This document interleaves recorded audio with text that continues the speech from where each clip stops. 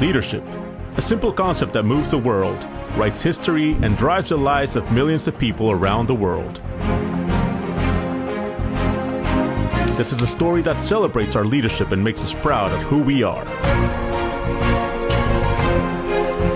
Today, Latino Leaders Magazine crosses the path of the same leaders we've been interviewing for more than 18 years, making all of us that work at Latino Leaders Magazine proud of our past and excited about our future.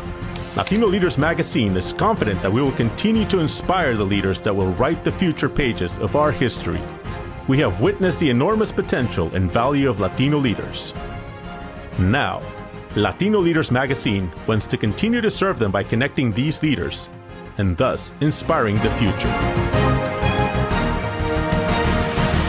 Ladies and gentlemen, please welcome your host and publisher of Latino Leaders Magazine, Mr. Jorge Ferraiz. Hi, I'm Jorge Ferraiz, publisher of Latino Leaders Magazine, and I want to welcome you to the 7th annual Maestro Awards in San Francisco. The Maestro Award is the highest recognition that Latino Leaders Magazine presents to Latinos doing extraordinary things, to leaders demonstrating what can be done and inspire the new generations of leaders.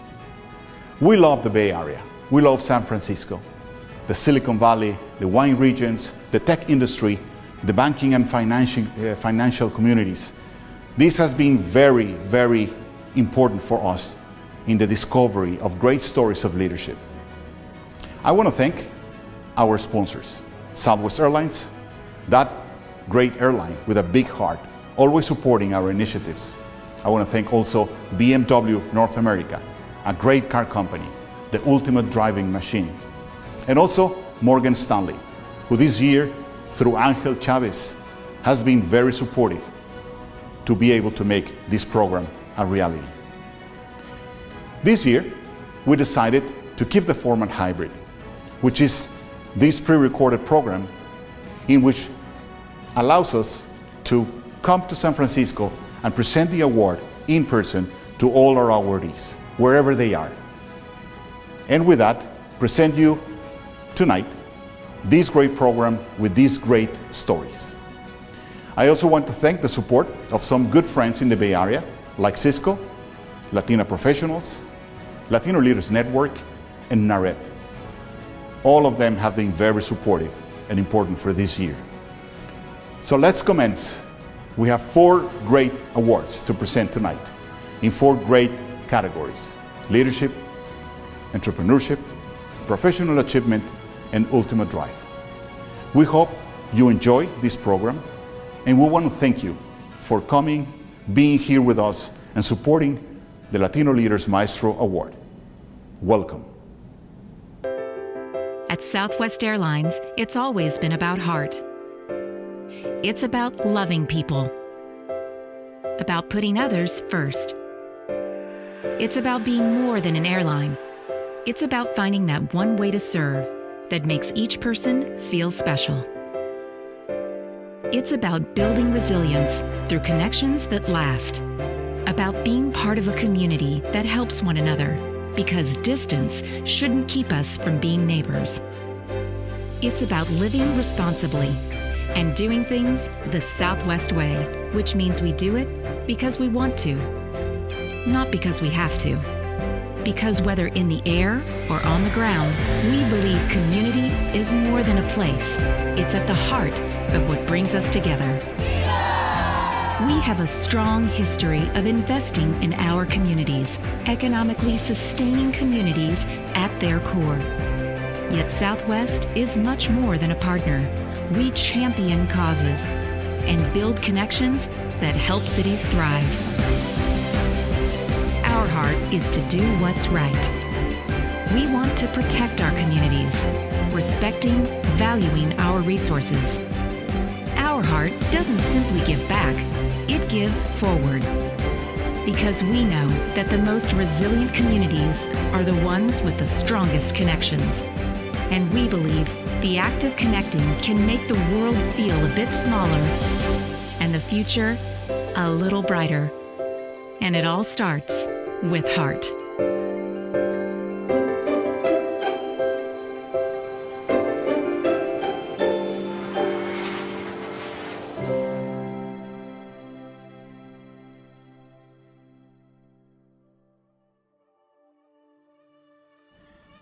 2021 is the year in which Latino Leaders Magazine presents the Maestro Award in the category of leadership to Gary Acosta, a man that has had an extraordinary vision for looking into opportunities and has been very successful in many of them. In the story, he tells us how he was impacted when he was young, when his parents told him, "You could do whatever you want." Gary Acosta accepted the award from his office in downtown San Diego, California, as the Maestro Award in the category of leadership. Jorge, thank you. You and your team connect leaders and inspire others through your publications and events. Thank you for bringing us together this evening. And to this year's award recipients, congratulations. Tonight, we celebrate you, your service to our community, and your many accomplishments. Thank you for leading with integrity, humility, and heart. I'm Laura Nieto, and I serve as the Director of Community Outreach at Southwest Airlines. While I wish we were together in person, it's truly a pleasure to be with you this evening. This year, Southwest Airlines celebrates its 50th anniversary of connecting people and championing communities. To commemorate this milestone, we're spreading kindness in fun and unique ways to inspire a kinder, more compassionate world. At Southwest Airlines, we believe community is more than a place. It's at the heart of what brings us together. It's been an honor to partner with Latino Leaders Magazine for so many years. We've been able to see firsthand the power of celebrating Latino success stories can have on inspiring the next generation of leaders. Throughout the years, Southwest has been proud to work side by side with influential leaders of the Latino community, many of whom are recognized through the Maestro Awards. Tonight, I'm honored to have the opportunity to recognize Mr. Gary Acosta, co-founder and CEO of the National Association of Hispanic Real Estate Professionals, the largest Latino business organization in the nation. In 2018, Mr. Acosta co-founded Latitude, a mega event co-owned by Acosta, Sol Trujillo, and music superstar Emilio Estefan that celebrates the key role of Latinos in business, entertainment, and politics. He is a general partner of the Latitude Venture Fund, one of the nation's leading venture capital funds focused on Latino entrepreneurs. Mr. Acosta is also a partner and vice chairman of the Mortgage Collaborative, a cooperative company of more than 200 banks and mortgage lenders. He was named by Realtor Magazine as one of the 25 most influential people in real estate, and Hispanic Business Magazine named him one of the 100 most influential Hispanics in America. Mr. Acosta is a former member of the Board of Directors of the Mortgage Bankers Association of America. He has also served on advisory boards for several Fortune 500 companies, including Fannie Mae, Freddie Mac, and JP Morgan Chase. Mr. Acosta grew up in Montebello, California, and received his education from the University of California at San Diego and Pomona College, where he played varsity basketball for future Hall of Fame coach Greg Popovich. On behalf of the 58,000 Southwest Airlines employees, it is my privilege and my honor to present the Maestro Award for Leadership to Mr. Gary Acosta. So I actually was born in East LA. I was born in Los Angeles area in the 60s. My parents were young parents. They were graduates of Roosevelt High School and got married right out of high school. My grandfather was a big influence to me. He was the pastor of our church and just a terrific leader in his own right, was the national president of the United Apostolic Church when I was a young boy. And all of that really was inspirational and something that I think affected me over time. But grew up in East LA, went to Montebello High School in Montebello, which is in Southeast Los Angeles. And then after that, went to college. I'm an alum of two of the finest schools in Southern California, Pomona College in Claremont and UCSD down here in San Diego, which is how I ended up in San Diego. But Pomona College really was a great experience. I played basketball there, and my street cred with my son is that the head coach of the basketball team when I played there was Greg Popovich. Popovich, who, as most people know, is the head coach of the San Antonio Spurs and is currently coaching the U.S. Olympic team. I didn't know what I wanted to do for a living per se.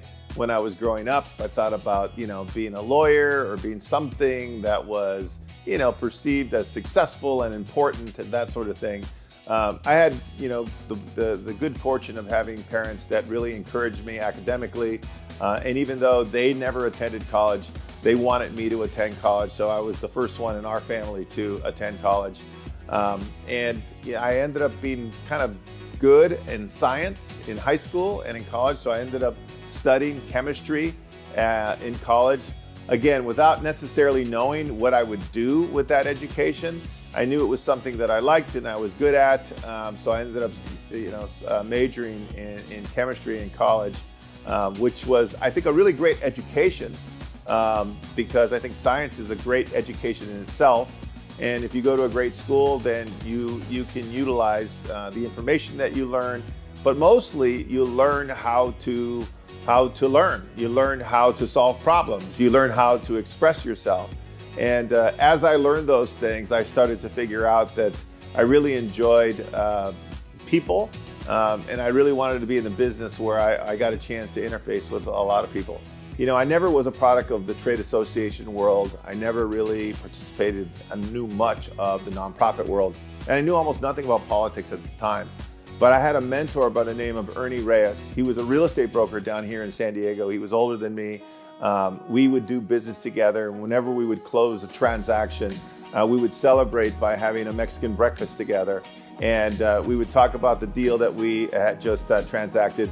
But we'd also talk about life and philosophize about our dreams and our ambitions and so forth. And Ernie, prior to being a real estate broker, was in the political world. He was on the staff of Leon Panetta, who ended up being the Secretary of the Defense and Chief of Staff of the White House. Before that was a congressman from Northern California, and Ernie ran his local office up in Salinas. So Ernie understood the political world. He understood the importance of it, and he recognized that Latinos were underrepresented from a political standpoint. And for that reason, he thought a lot about creating an association of real estate professionals.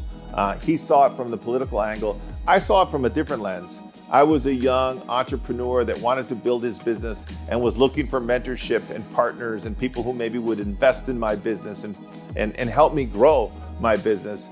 And I thought, wouldn't it be incredible if there was an association or a platform where someone like me would be able to make those relationships, make those connections, and find the information or the guidance I need to become even more successful.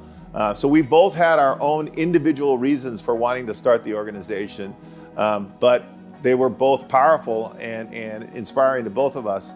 And we took that leap of faith back in 2000. So we're a 21-year-old organization today. And over time, the organization has evolved. It's evolved politically. It's involved in terms of its operations and its activities as a trade association. Right now, I see the organization, number one, as one of the largest Latino business platforms in the country. And two, an organization where Latinos in the real estate business not only try to learn best practices from one another, but work together to create wealth for themselves and their community. And NAREP, I'm obviously biased, but NAREP has probably done as good a job as any organization has in that regard. Well, when we started the organization, we spent a lot of our time creating awareness about the opportunities that existed within the Latino marketplace. So we talked to a lot of big companies. We talked to the Century 21s of the world and the Bank of Americas and the Fannie Mae's and Freddie Mac's. And we said, hey, there's this tidal wave of Latino home buyers that are coming down the pike, and we need to prepare for it. We need to have products and services and best practices that really are prepared to serve that community well. That's what we did for the first 5 years, created awareness. Beyond that, we started to try to communicate what I call solutions, right? So people said, okay, we know there's going to be a lot of Latino home buyers coming down the pike, but what exactly should we do about that? Do we need to hire more Latino sales professionals? Do we need to translate all of our marketing materials in Spanish? What do we need to use in the way of technology? What are the best practices in serving and acquiring business from the Latino marketplace? That was probably the next 5 to 10 years. That's still something that we do today. But I would say the thing that really inspires me, and I think those that are involved with the organization the most, is it's really become this platform where small businesses can be incubated to become large businesses, where Latino entrepreneurs in particular can find the information, find the relationships, find the partnerships to scale their business. As you know, Latinos are prolific at starting small businesses. Being an entrepreneur is in our DNA, but most of the businesses that we start are small businesses and they tend to stay small. So breaking that cycle is one of the things that I think NARP is very much committed to. And we've seen a lot of examples of how that's starting to happen already. First of all, I was lucky early on in my life that I had parents who convinced me that I could do almost anything, right? I mean, I think a lot of parents tell their kids that, they can do great things, but they don't necessarily convince them that they can, right? Somehow my parents convinced me that I could. So that gave me the confidence and the vision, I guess, to be able to pursue big things. Secondly, I was exposed to somebody early on by the name of Greg Popovich, who was my basketball coach at Pomona College. And people ask me all the time, what was he like? Well, what did you learn? After all the time you spent with him, is there one thing that, you can share with us? And I would say this, at the time, I had no idea that I was, playing for one of the greatest coaches of all time. But I did recognize one thing, and that is Pomona College was not known for basketball. We were a small school. We played with probably 400 or 500 people in the audience. But to Greg Popovich, we were Duke. We were UCLA. We were North Carolina. He played and coached with that kind of intensity every day. And that's why he is where he is today. That is, he didn't play like he was playing small-time basketball or coach like he was coaching small-time basketball. He was coaching like he was coaching the best team in the world. And I thought, wow, that's really incredible. And I'm going to remember that. And later in life, I started to apply that in my own life. No matter what I did, no matter how small it was, I treated it like it was a world-class opportunity. And that was another thing that I think really was helpful over time. As far as, the leadership that it takes to create an organization like NAREP and maybe, what ultimately became Latitude, there's a certain authenticity that people can sense in a minute, right? I think people are looking for things that inspire them, things to look up to. They're looking for answers and solutions. In a world where everything is manufactured and fake and social media is, an illusion, authenticity is something that I think is really craved out there.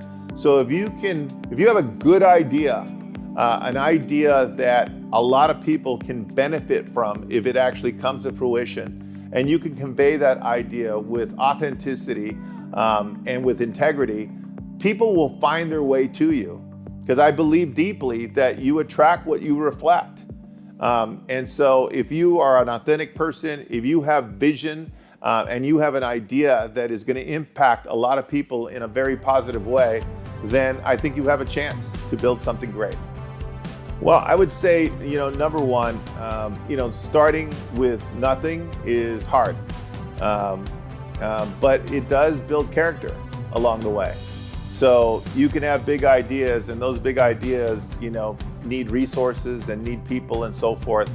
So developing the skill set to be resourceful and to be able to build something with almost nothing ends up being a pretty valuable skill set, right? I think that it was, it may have been Warren Buffett or somebody of that stature who said the greatest gift you can leave your kids is poverty, because it forces them to create things and to solve problems on their own.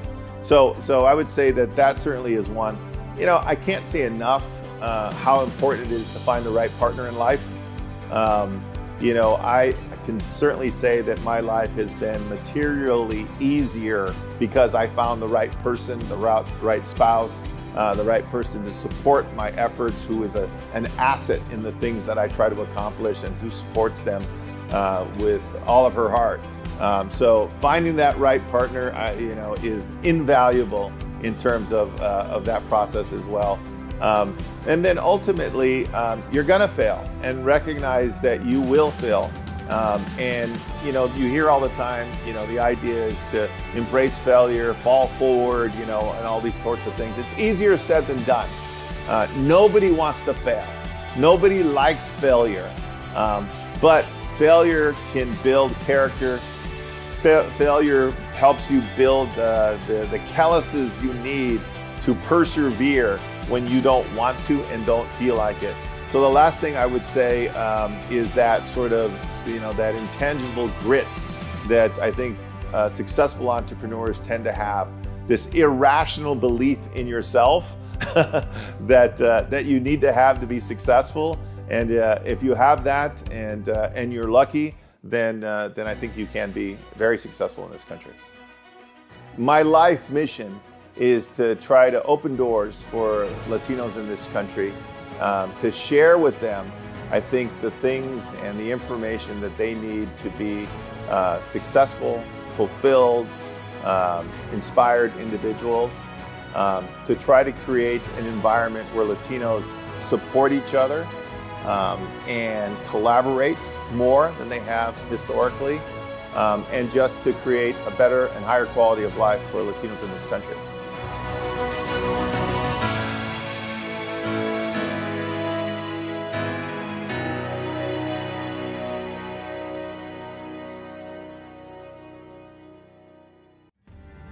The Latino Leaders Magazine Maestro Award in the category of Professional Achievement is presented in 2021 to Maria Martinez, an extraordinary leader in technology, a woman formed as an engineer that was able to build a successful career identifying problems and solving them. We came to the beautiful city of Carmel by the Sea to present the award to her. Let's watch Maria Martinez's story for the Maestro Award in the category of Professional Achievement in San Francisco 2021. I was born in Cuba, and my family left when I was 3 because of the revolution. And we came to the United States as refugees, but my family decided to move to Puerto Rico. And that's where I grew up. I grew up there, and all the way through college. And then when I finished college, engineering, then I came to the United States to get my master's degree, and then then stayed here working. Yeah, I mean, it was hard, at the beginning when we left Cuba, because when you leave Cuba during the revolution, you leave with nothing. So you leave just with what you're wearing, and at that time, you become a refugee. You get $50 from the United States, and that's how you need to start a life. So my mother was a professional in Cuba. She was a CPA working at a bank, and suddenly we had nothing, right? So the first few years were difficult.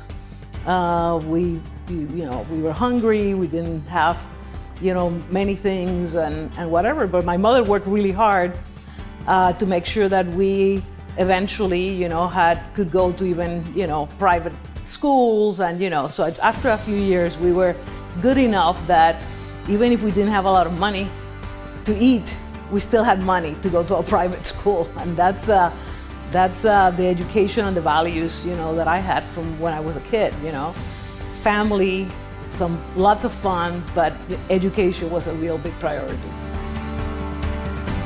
I liked school. I was never the top student when I was growing up, but I liked school. It wasn't really until high school that I had a teacher that if I owe my career, I owe it to that teacher. He was my math teacher, and he was the one that said, you can do this if you apply yourself. And he was the one that took me under his wing and started giving me books and starting for me to start paying attention. But I was a senior, and even still, I didn't know what I was going to do in college.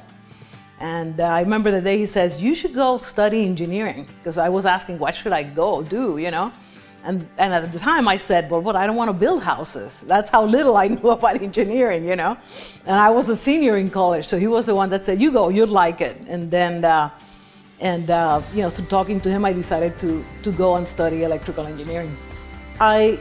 When I was at college, I started really liking to solve problems. That was the thing that I really liked about it. It wasn't really a particular topic or other. I liked certainly math and science, but it was just that thing about every time there was a hard problem, I wanted to tackle it and I wanted to resolve it. And I think when you go to engineering school, you end up really learning problem solving in a very deep way, in a lot of different ways.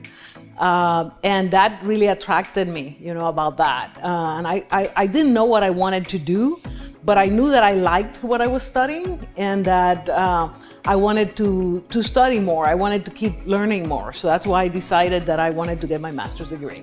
Yeah, at the university, I took advantage of the services they were offered.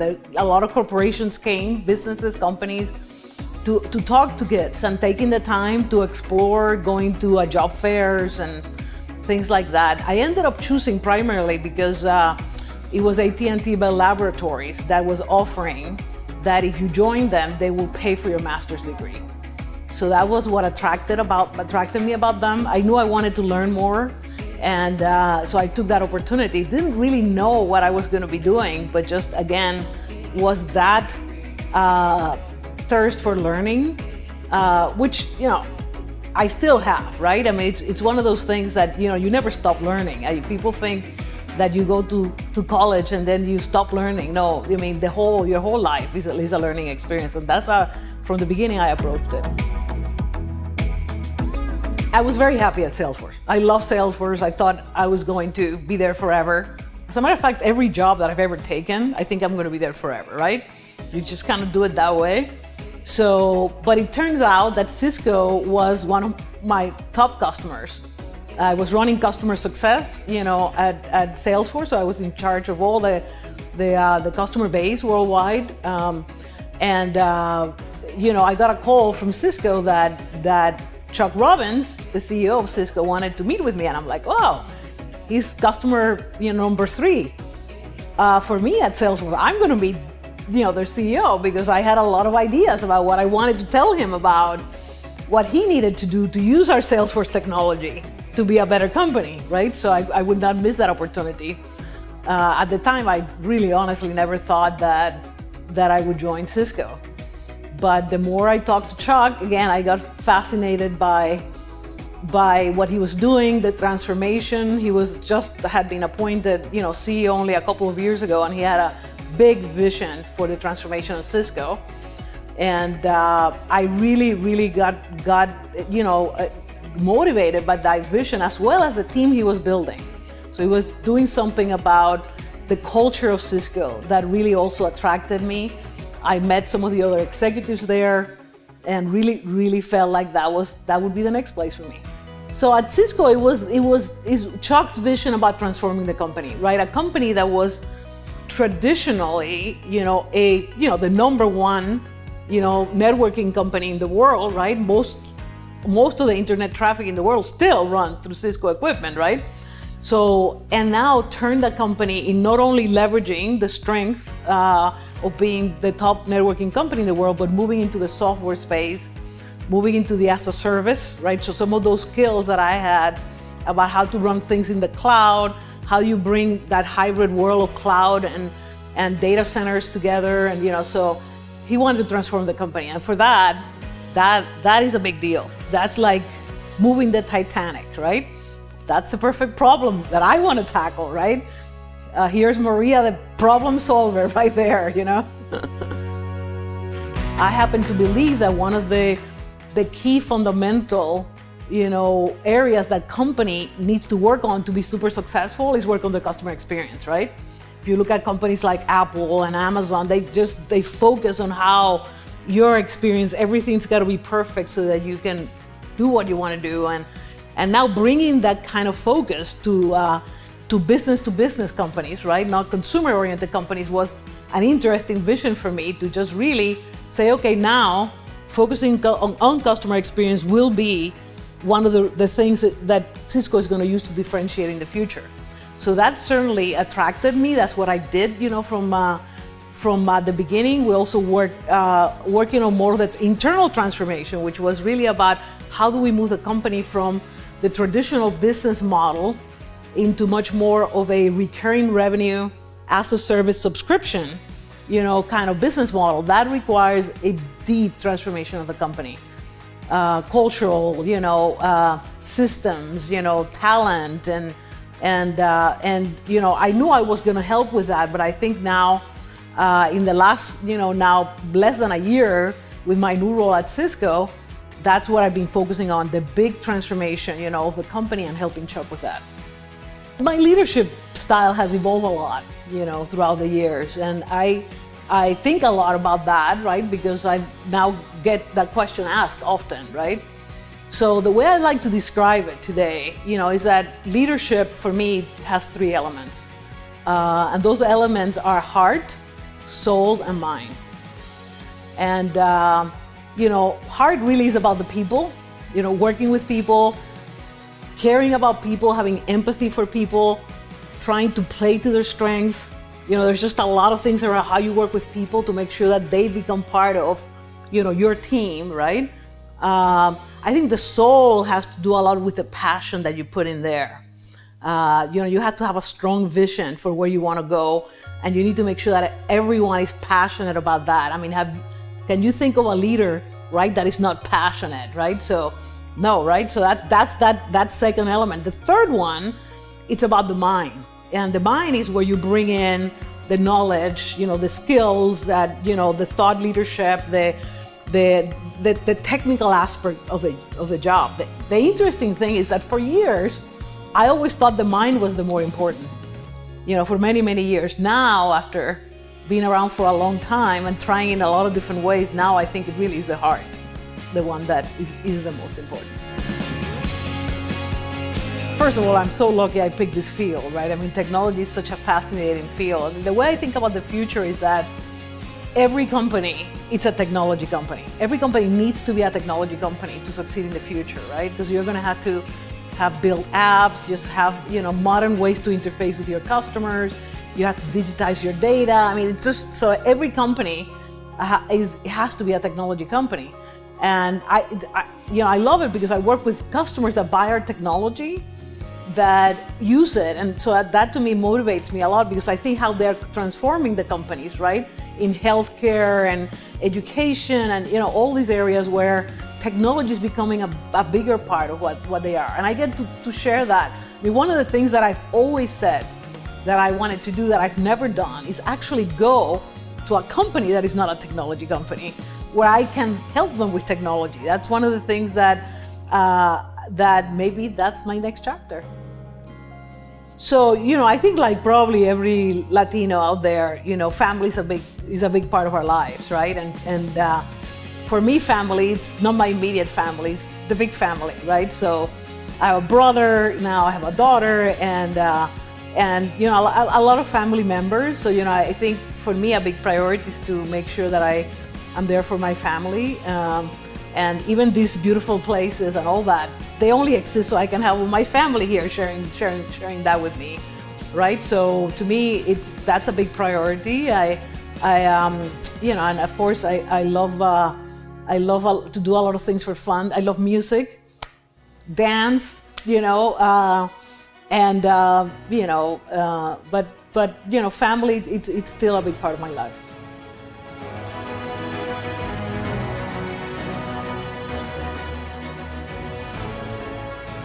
Thank you so much for this recognition. I am very, very, very proud of the work that this organization is doing, for our Latino community and for our leaders. And it's an honor to be part of it. So thank you very much.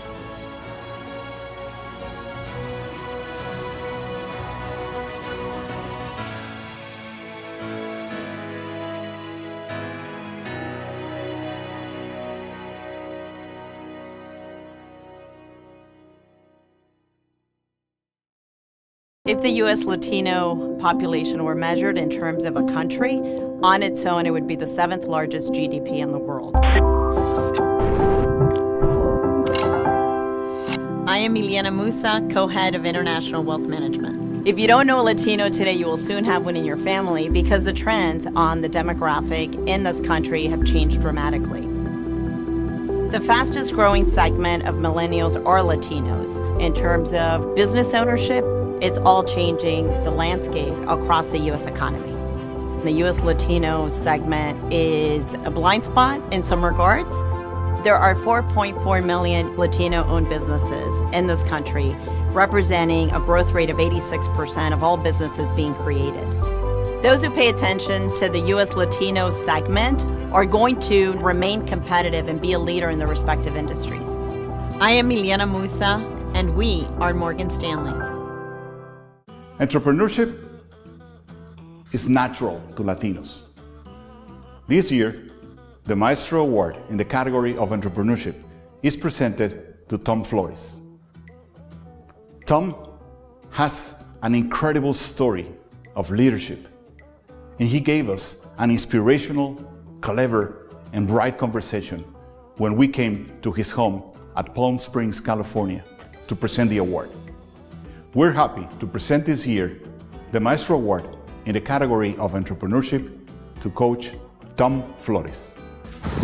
First and foremost, I hope everyone is doing well and staying safe as we continue to navigate through these difficult times. My name is Angel Chavez, Senior Vice President in the San Francisco office of Morgan Stanley and a proud member of Morgan Stanley's National Diversity and Inclusion Council. It is a privilege to partner with Jorge and his team at Latino Leaders in highlighting the accomplishments of so many of our Latino and Latina leaders across the country. Thank you, Jorge, for your continued impact. Tonight, I have the distinct honor of presenting the Entrepreneur Award to a true trailblazer in our community. As many of you know, he was recently inducted into the NFL Hall of Fame. The son of Mexican immigrants, Coach Tom Flores was the NFL's first Latino coach to win a Super Bowl with the Oakland Raiders. And then with the Seattle Seahawks, he was the first Latino to be a general manager and team president. When asked about this, his response truly resonated with me. Quote, I never thought about it. I never thought I was hired because of my ethnic background. I was hired because of what I could do on the field and as a player and as a coach. I still feel that way, unquote. Spoken like a true leader. Thank you, Coach Flores, for being an entrepreneur and a trailblazer, not only for the Latino community, but for all communities. Congratulations. I'm from the Central Valley, California, a small little community called Sanger, which is outside of Fresno, which is a bigger city. I was born in Fresno, raised at Sanger. My dad, he came over from Durango when he was 12 years old. There were 5 in the family, 5 kids, 2 sisters and 3 brothers, and his mom and dad, my grandparents. So my grandfather was working in a city called Dinamita, and they were up in the mountains. And the renegades would come through and rob and pillage and rape and whatever they needed to do. He says, as a young boy, he used to lay on the ground of the floor, and they didn't have any windows, so the bullets would just come through. And his sisters would run down and hide it, and mom, because they feared for their lives. So because of that, my grandfather and grandmother decided to come to California. In those days, California was paying their way to come in for the Hispanic people, the Mexican people to come and harvest the crops. So they did, and he was 12 years old, and immediately he just went to work in the fields. Never went to school beyond 12 in Mexico. And that's how he grew up. My mother, her parents were born in Jalisco. And she was born in California, but they were born in Jalisco, and they came over when they were, for the same reason. They were all coming for a better life. And California offered them a better life and a chance to make some money. And the work was hard, but Mexicans are pretty hard-working people. when I was a young little boy, we had a little lean-to kind of shack that we lived in. When I was born, I can remember we had no electricity, no indoor plumbing. Our floors many times were dirt, and my bed was a great box with pillows and blankets. But you know, that was common. I mean, we never thought anything of it. You know, we always had shelter, we always had food, and my dad always worked hard and gave us a good background. And the background that he gave us was, roll your sleeves up, go to work. And you know, the good things will happen. Basketball was actually my favorite sport. I loved to play basketball. And I played everything, and football, I remember picking up a football once and I said, "What's this?" I had to ask what it was. And I threw it, and I threw it with ease, and it was fun to play catch. And then it became fun to play. So as I went through school, I did all three, plus I love school. I guess I just like to, you know, we had a very small family, just two of us, my brother and I. My mother and father came from larger families. I was used to more people around, so I think that's why I like team sports. That's why I like school. I knew one thing, I said, this working out in the fields, I worked out in the fields a lot. 3 cents a tray for picking grapes, 3 cents a tray. And then we get paid to turn the trays because these were raises. And then, so everything was by the piece. No labor laws. And it didn't matter how old you were. So my brother and I would pick until we got tired, then we'd go play, then we'd go take a nap, and then we'd come back and pick another box or something. I thought back years later, I said, you know, I'm glad I didn't stay in the fields and work. I'm glad I pursued other things. And had I not had the opportunity, because of my mom and dad, maybe it never happened. And football was the way to make it happen. And there's no better team sport than football, really, because you had all these guys, that, you know, teams now of 40, 50 guys. We had teams of maybe 25, 30 guys. And then in the first years of the pros, we were maybe 35 on a team. But we were all for one purpose, and that was to win and to play together as a team. Well, none of us were making a lot of money, but we would travel as a team, we went to training camp, we played as a team, we had family get-togethers as teammates. And I fell in love with it. It became my passion. Became everything that it offered, I liked.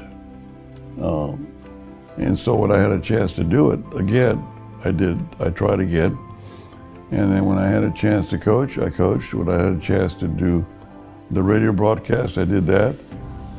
So I did every phase. I was a general manager, head coach, and winning was this great euphoria that you got from winning. And fortunately, I was good enough to be with teams that won and help them win, and at every phase. And that was just magical, and it never left me. It still doesn't. I mean, I miss being in the radio booth. I miss being on the sideline. I miss the roar of the crowd. It's just magical. Well, the thing about coaching is that you look, you design, you practice, you prepare, and then you get your team to all do it at one time, hopefully together. And then when it works on Sunday, it's a feeling that it just, like I said, magical. I mean, just something that you say, wow, worked. Very quietly, but it worked. And everybody knows that it worked and why it worked, and this is something that we do, and this is what you wanted. We did it well for you. When you played, you made it work. So there was another different enjoyment, because you're actually going back, you're calling the play, you see something you don't like, you check off, you audibilize to a play that you practiced all week, prepared for, and it worked, and there's no other better feeling. So those are things that the hooks that keep pulling you in, and that's just sports. Sports are, so football is throwing the touchdown pass, catching a touchdown pass, making that last block. Basketball is sinking a three-pointer. Baseball is hitting the home run. Tennis is, winning your match, and then not right now. The Olympics going on. There's so many ways in sports that give you satisfaction. And I loved everything that I ever tried in sports. And everything that I tried to do the best I could, whether I was any good or not, and I enjoyed it. And because you have to remember, it's a game. Football's a game, and then you're going to play it again, and then you're going to play it again. So but when you can stand up there and say we were the best that year, we were the best. And that's another great feeling when they hand you that trophy. Well, football takes so much of your time. I love the game, but I also love other things like golf. I live on a golf course, and so I played a lot of golf when I was younger. I can't play that much right now, but I try to play again. I enjoy my 5 grandchildren. Enjoy watching them grow up and see what they're doing. One of them was a baseball player. One of them was he played all through college and played well at Trinity College in San Antonio. The other one, his brother is a Broadway actor. And then the others are still going to school. The other 3. So it's fun to see what they're doing, my grandkids. It's fun to see what my children, all 3 of our children, have graduated from college, and all are successful in their lives. And we're very proud of what they've become and how they've done it. And the children that they have raised is a great indicator of what kind of parents they were. So that means that somewhere along the line, we did a pretty good job. Mostly my wife, because she was the one that was home most of the time. Football widows are that. They have to burden a lot of the work of a marriage and parenthood, because of when you're in coaching and in football, you're gone a lot. So you're not going to be home for some of that stuff. And if you don't handle it just right, it could turn on you. My kids have been terrific. They've encouraged me. They grew up in a football world, and they've just been outstanding. Once you go into the Hall of Fame, you're there for the rest of the time. You never come back out. You're in the Hall of Fame, and your name and your bust will be in there forever. And out of respect, and to get this honor as I go into the Hall of Fame week, there's so much going on right now, and you can't help but think back on the days. Remember when they did this and we did that? I'm looking forward to seeing a lot of my players there, some of my former coaches, former friends, adversaries, and enjoying the week and getting acclaimed as a Hall of Famer, because I like to think that when it's all said and done, I did a pretty good job.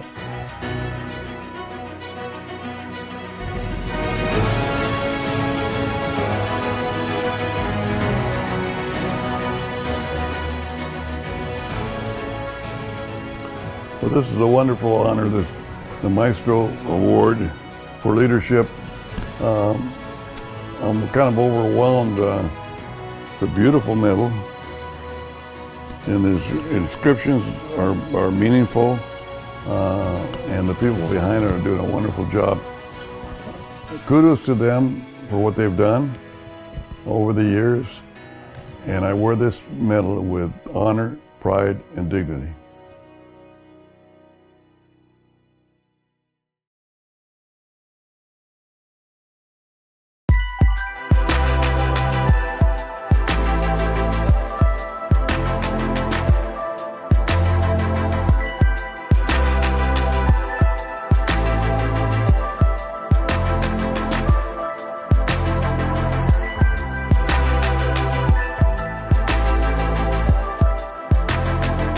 The Maestro San Francisco Award in the category of Ultimate Drive is being presented to Gabriela Lopez. She is a very young and energetic leader, president of the board of the San Francisco United School District. Gabriela shares with us through the interview how education has been her passion to not only become a teacher, but now, from the Board of Education, to work for the future of all the kids and all the students, especially those immigrant kids that have not an easy way to navigate in these systems. So the BMW Ultimate Award category this year is a great example for many other that want to follow the educational path. We came all the way to California, San Francisco, to interview her. And in the beautiful campus of Stanford University, she gave us a great conversation. Hola, mi gente. I'm honored to be here today on behalf of BMW North America.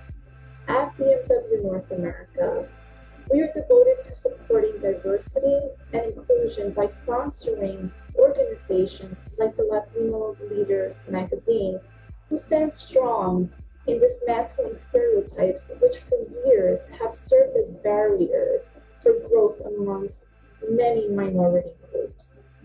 Their mission in connecting leaders and inspiring the future paved the way to honor and exalt many of our Latino leaders within our community. As such, BMW of North America is proud to continue our sponsorship with the Latino Leaders Maestro Awards and is honored to present Gabriela Lopez with the 2021 Ultimate Drive Award for her long-standing commitment in education and implementation of diversity within the San Francisco education system. Gabriela, through your hard work, you have cultivated in your students the audacity to dream and achieve goals, all while driving out the echoed messages of "I can't" from their psyche. Estamos muy orgullosos de ti. Felicidades y siempre para adelante. On behalf of the BMW Group Unidos ERG members, we would like to congratulate you, Gabriela Lopez, for being an honoree of the Ultimate Drive Award. Thank you for your contributions to the San Francisco Board of Education and for being a core member of the Teachers for Social Justice. Gracias y felicitaciones. I am from Los Angeles. That's where I was born, and my parents are Mexican immigrants who met in LA, and my entire life, part of my work was getting up really early in the morning to get to school, which was on the west side. So it showed me early on that, especially for people like us, for immigrant families, education is number one, and we're going to fight however we can to get the best for our children. And that always sat with me. So I knew I needed to work hard. All of the sacrifices that my parents went through were for me, and that meant exceeding in school. So my heart has always been in education, but my experience growing up was far from supportive. And I do want to share more about my parents, because obviously, like, I'm older now, I'm reflecting a lot. I'm seeing their literal work that took us to get here. In my schooling experiences, I hardly ever saw anyone who was like me. None of my teachers spoke my parents' language. They didn't connect with me. I was never encouraged to speak up, speak out. Me quedé calladita. Like, that was my role and that's what I knew. But I always felt like there was something that is not okay for a child to experience, and it just continued to encourage me to become a teacher. So I went through schooling with that idea, and everybody around me would tell me, they would see our teachers, they would not have really positive relationships with them and say, why do you want to go down this path? And it was really to start shifting this so that students can feel cared for and loved and heard. So I went to college and I failed right away. And that first semester, I just realized I was ill-prepared. It was a lot harder than I expected. And it took me quite a long time to get through it. In fact, for a long time, I was very embarrassed about the fact that it took me 6.5 years to go through it. And all I wanted to do was teach. And so then I started learning about the many barriers that are in the way of immigrant, first-generation students who are navigating a system that's not set up for them. And I just continued to remind myself how that's connected to the larger work that I'm doing within education. So I finally made it. And all of that experience, all that work was in Los Angeles. So just like learning through the systems in LA, seeing how I can bring what I'm learning and developing into the classroom, and be available for kids like me. I distinctly remember the moment when I even realized what a Board of Education was. So what I tell people often is this role is really sacred. It's really important who we elect to be making these decisions. And I am an active teacher. I was the union representative, I was the arts coordinator, bilingual teacher, of course, managed our field trips. I did a lot for our school district, and I did not know that the Board of Education existed. I didn't know that there was a body of people that we choose to be here, and that's common. So as soon as I found that out and I passed through my own embarrassment, I told myself that would be great to pursue in 10 or 20 years. A year later, I was running for that office. And within that time, it was after the 2016 elections, so there was a rise in candidates who normally don't run for elected office. And that sort of trickled down to my work through a different teacher organization in the Bay Area that has had experience running and supporting candidates who run for Board of Education. So when they asked me to run, I immediately thought it was ridiculous and didn't consider it at all. Which I also hear often is women are asked several times before they say yes, and that was my experience as well. But the reason why it happened was because I had an educator community that was willing to support me through it and teach me the process to get elected. What's been really important about my time on the board and what I set out to do was involving our educators in this work, in this process, so that when I am speaking for our school district, I am representing the people who hold that work. And I'm continuing to remind us about the realities of our decisions. And the only way to do that is to connect with our teachers, our students, our families. So all of my work, especially before COVID hit, was being on the ground at schools and community meetings with different organizations and helping people know who we are, know what we do, and advocate.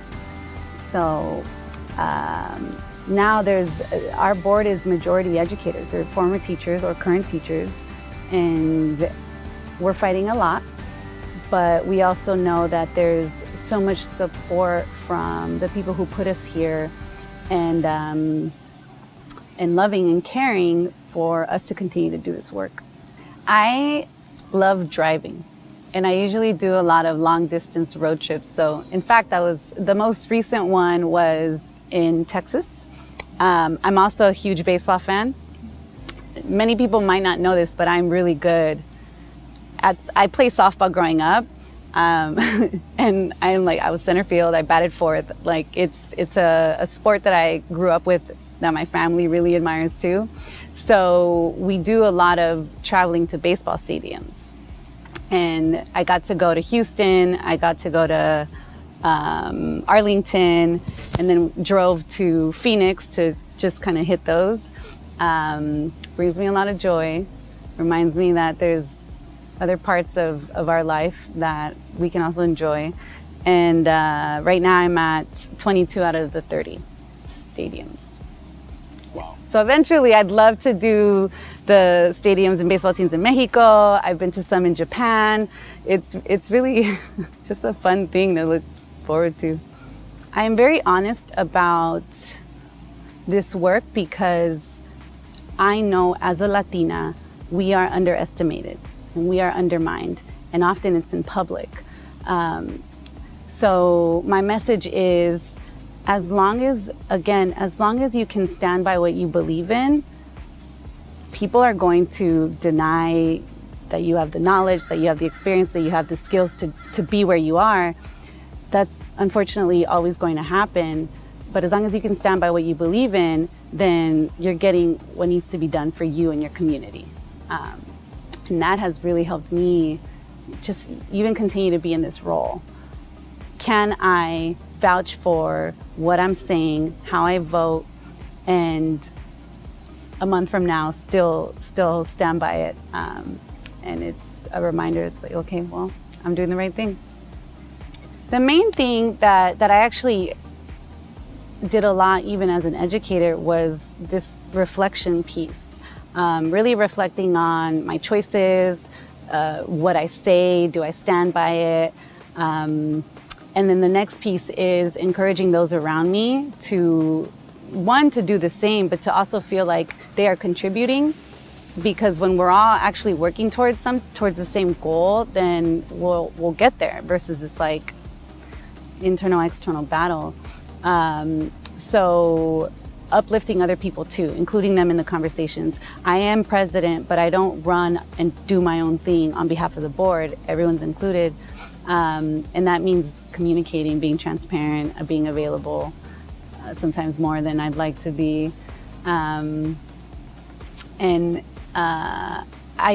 know that that's helped me in other areas because people see my authenticity and they see that work, they see that I show up. So it has helped me in many ways. Currently, I just got hired to be an adjunct instructor at the University of San Francisco, and that's been a dream of mine, to be able to teach aspiring educators to kind of take on these ideas and enter the classroom the way I did. So I'm going to be starting that in a few weeks, and then eventually, if I ever do pursue my PhD, become a professor and hold on to that. But mainly it's, I also recognize that I need to inspire others to hold this work, because we're not going to be in it forever. And I set it up to be accessible so that people can feel like they can do it too. Thank you so much. I am truly honored to have received this award during a time that it's been so meaningful to hear and connect with people who really value what we're doing, and I am completely and incredibly grateful for this. Thank you.